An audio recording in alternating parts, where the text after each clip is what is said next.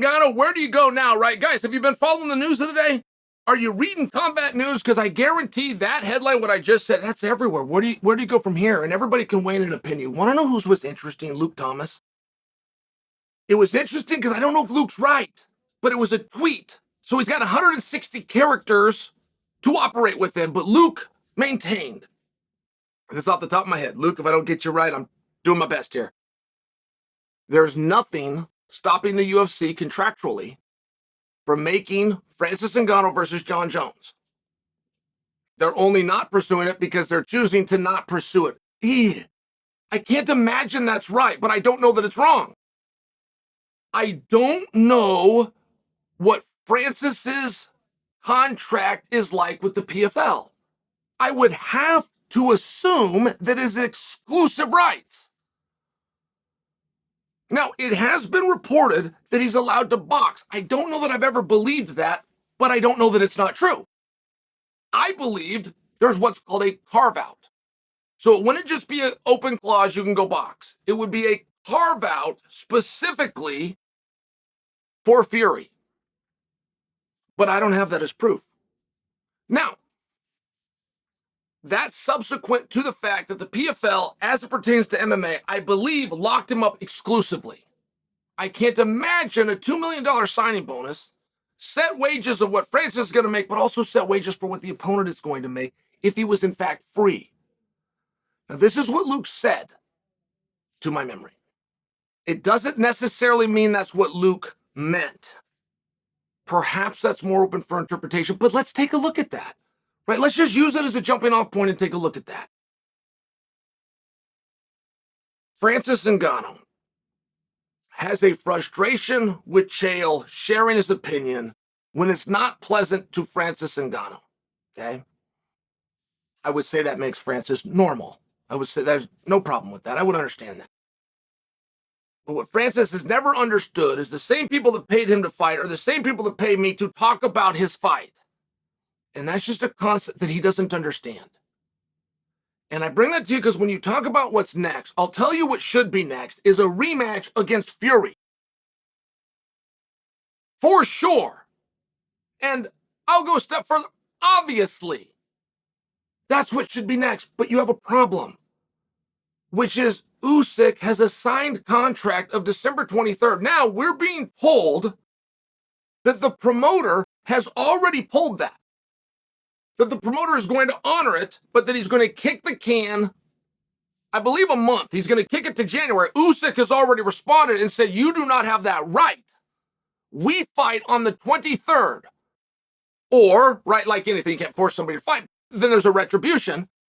And the retribution and remedy for that is you strip Fury. I don't know if any of those things are going to happen. But I'm sharing for you the mere fact that we understand that there's some moving parts here. And when I talk about where Francis gets frustrated with me, Francis should have demanded a rematch. He's surrounded with all these fake friends, right? He's got all of a sudden he's shaking hands with musicians. And to tell you how many people in MMA have fallen for that gig, right? We've had these guys show up to the events when you're red hot. As soon as you lose, they're long gone. But if they're truly your friends, why haven't they stood up? Why haven't they talked about what a bunch of garbage this was? Why have athletes not united together and said, hey, I got a real problem with this? If they're truly your friends, his real friends did. Kamara did. Izzy did. I mean, there's a difference there. And I'm sharing what should happen next. Where should he go? Francis should have demanded a rematch right then. Even KSI was smart enough to demand a rematch. I don't know if KSI is going to get it, but I will tell you, if you're looking to match up KSI or you're looking to match up Will Fury, the number one opponent for Will and the number one opponent for KSI is in fact the rematch, which it wouldn't be had KSI let it go. So Francis doesn't demand a rematch. Now, you could also chalk that up to very good sportsmanship, for sure.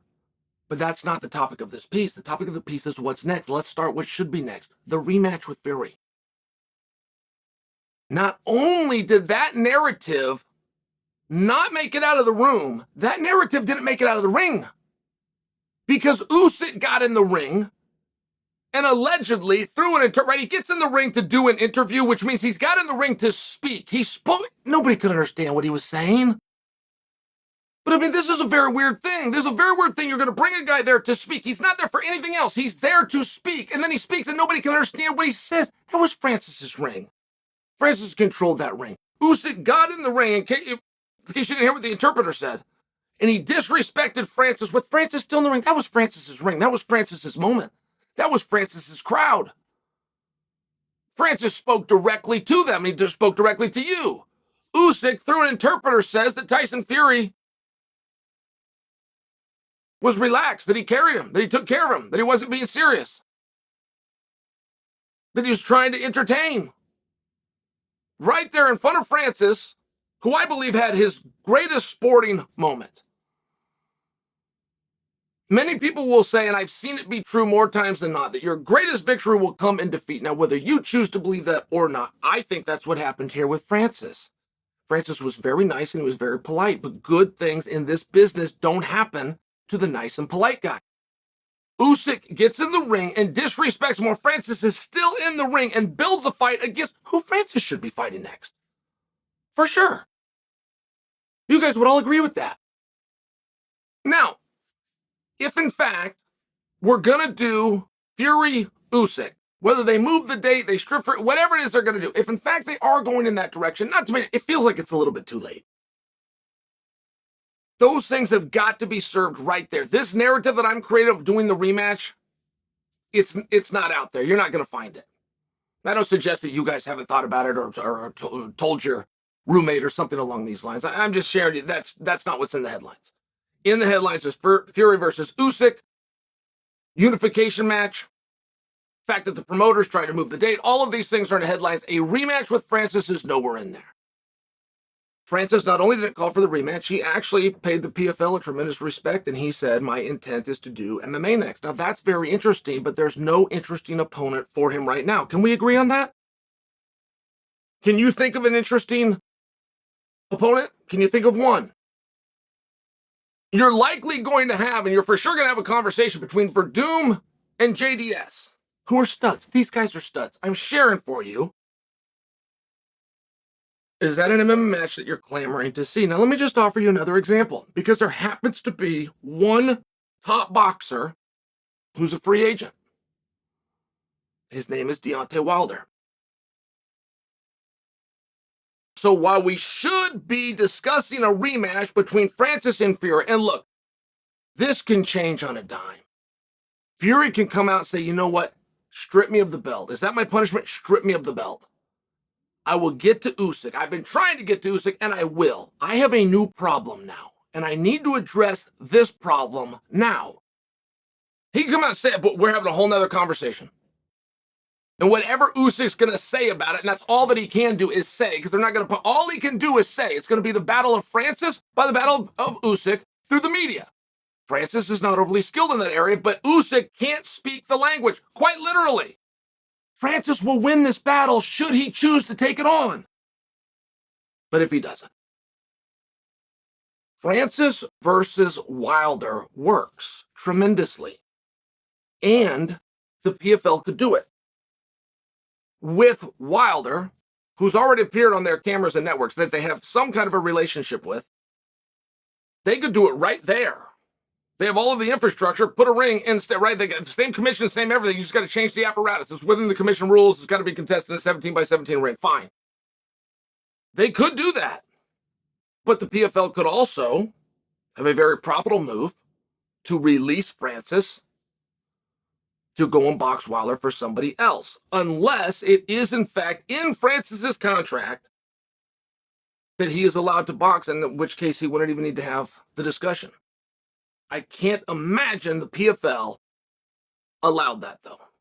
I'm not even sure that's what Luke meant when Luke put that out. I could have that interpretation wrong. I say it because I'm not looking for back and forth with Luke. I use him as a very credible source, which he is, and that was my interpretation of what he was saying. I just don't think that that's so. But if you want to know, if you want the big money match, that's it.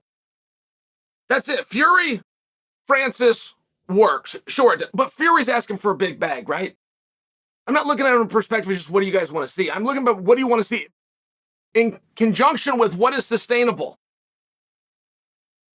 And when you got a guy like Wilder, yeah, he's going to want a bunch of money, but it's not anywhere near the Tyson money. He's also available. He's also got nothing else to do. If Tyson and Usyk are tied up, I mean, just by example, Joshua didn't want to actually fight anybody. It's one of these interesting things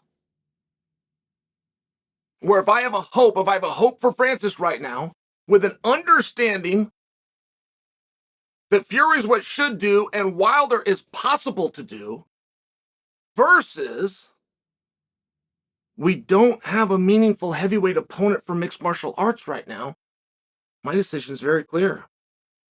I like Francis in boxing. I'd like to see him compete with Wilder.